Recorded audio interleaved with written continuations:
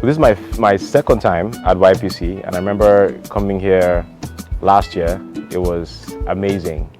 The turnout was amazing, the energy was amazing, and seeing how this year was like double of what last year was, the volunteering, the staff, the speakers, it was just so good. And I looked at the responses of those who attended, and the one thing I was telling the convener, Joseph, that there are some aspects of life that some people would never experience, even for events like this. There are some kinds of information that people really need to get it to their next level.